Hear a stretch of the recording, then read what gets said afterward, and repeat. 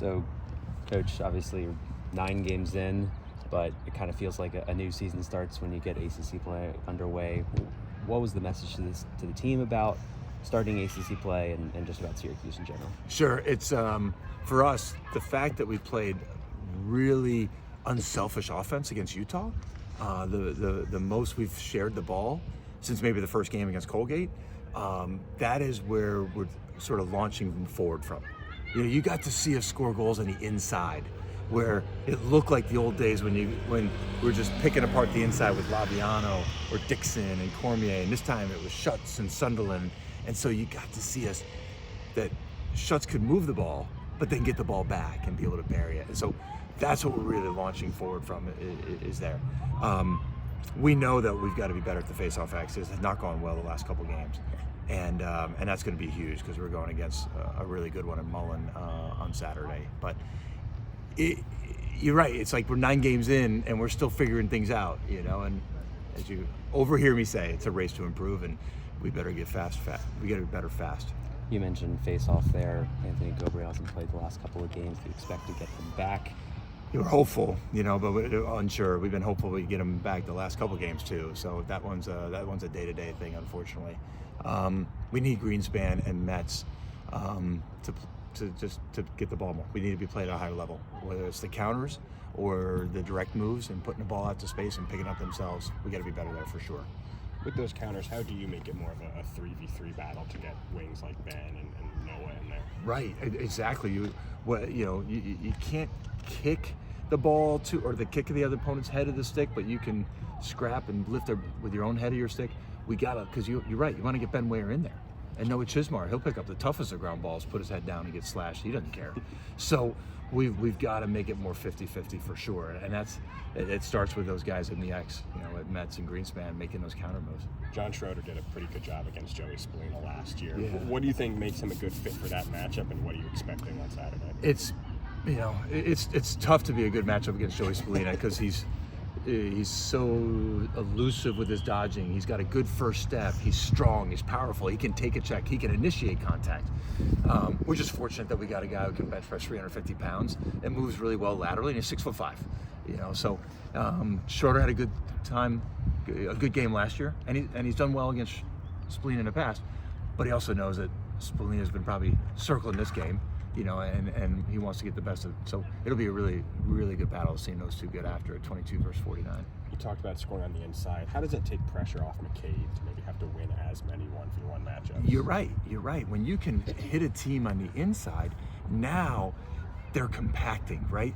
You know, they can't expand and cover your outside shooters as much. And maybe they don't want to slide as much because if they take 2 steps, like you saw the Utah defenders do, and we made them pay for that. To the point where in the third quarter, the Utah defenders weren't sliding at all, and that's where you saw Inderlead and Makey come around as a score goals one-on-one. So it's such a big part of any offense, but certainly who we are and historically who we've been. Can we pick apart that with that double crease action? And we can. And so that was really, really exciting to see McCabe firing that ball in there, and Truitt's been throwing that ball in there, and just creating that unselfish offense. Yeah, outstanding. With that double crease, is that a schematic shift of using that more? Is that individual coaching to sort of, you know, using picks? How do you sort of implement that and make that more of a focus point? Yeah, it's a combination of both. Coach Cassis is doing a nice job implementing some things as we recognize strengths and weaknesses that we have, and so part of it is the individual attention to it, and part of it is the schematic 6v6.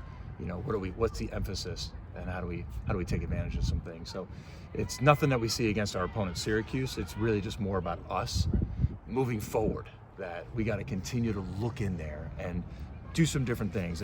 And Kevin's, he's good at this. He could get a third guy involved, sometimes go with a single crease with a cutter to make it a second crease, whether it's a crisscross action or a little bit of pistons up and down.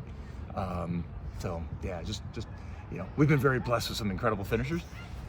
But we still have some really good ones here, as you're seeing. Schutz is great in there. Sunderland is great in there.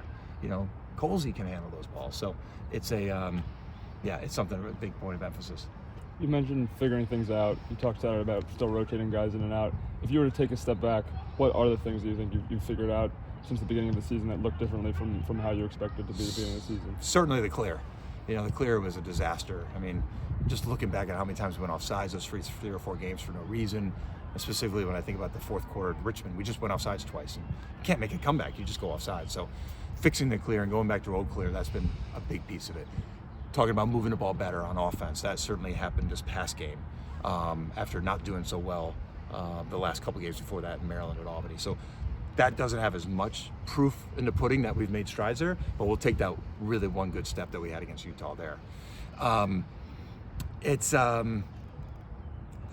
obviously the third thing is Nunes. I don't even mean to throw Kyle Morris under the bus, because Kyle Morris is a heck of a stopper.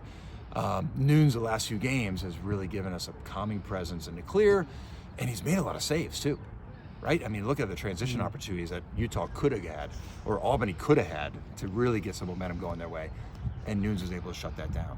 So those are the big 3 to answer your questions: the clearing, the ball moving quickly on offense, and then what the presence and the stopping ability Nunes has given us. And to take another step back, I don't think I need to tell you about the offensive stats, that the scoring offense not being as good as it's been. If you look at that from a larger perspective, is that just losing talent versus last year? Is there something else that you sort of look at there? There's a lot of things that go into play, but yeah, bottom line, it's like Andy Reid someday will say goodbye to Patrick Mahomes. Well, maybe Andy Reid will retire before Patrick Mahomes retires, but we just lost our Patrick Mahomes, and who, by the way, had a Travis Kelce to catch everything and score, right? Even Peyton Cormier. It's hard to replace those two guys. There's no question. I think McCabe's doing a heck of a job. Trying to understand being a quarterback when he's got the number one all over him, and all the pressure and all the defense is geared towards him. But I think Colsey and Sunderland have stepped up and done some really good things. It's really the midfield. We need more production from our midfield. That's really where it stems from. And maybe that comes from the crease action and not just trying to win our matchups and taking outside shots. We haven't been able to stretch too many defenses. If there was a 2-point line, I don't know if it would really benefit us that much with our midfield shooters. We got to, Colsey can hammer it from the outside, but that's really what we, it's the offensive production from the midfield that's got to get better. We're seeing some exciting things right now. Johnny Hackett, maybe not as many points, but boy, he's getting the party started with rotation, slides, and defenses. So I think Coach Cassis has finally found a rhythm here with what Schutz and Hackett can do to start the party, in a sense, get the slides going. Syracuse has played 4 common opponents as you guys: Towson, Hopkins, Colgate, one more. Utah. Yeah. What is there any specific things you've picked up on and seeing how they played? The same opponents that you've played. First of all, they're really, really good. They move the ball faster than it's lightning speed. Watching the ball go into 22 or Spallina or 77 Hiltz stick and come out almost as fast back, like you're banging it off a brick wall. It's amazing how quickly that team moves the ball. The efficiency of their shooting. They bring heat and they can put it on target. A defense that's athletic and aggressive and flying around, and certainly a really, really talented face-off man. So we have been able to see them quite a bit because of the common opponents, as you allude to, and man, it is a team that can score in bunches quickly. So that's going to be big for us. And again, Virginia-Syracuse is all about running up and down the field. Last year it's 18-17. Sort of what you'd expect from this game. It's a game that there's going to be runs. And it's going to be like, we just got to make sure Syracuse run isn't 5 goals in a row like we've seen on film, and hopefully we keep it to 2 or 3 goals.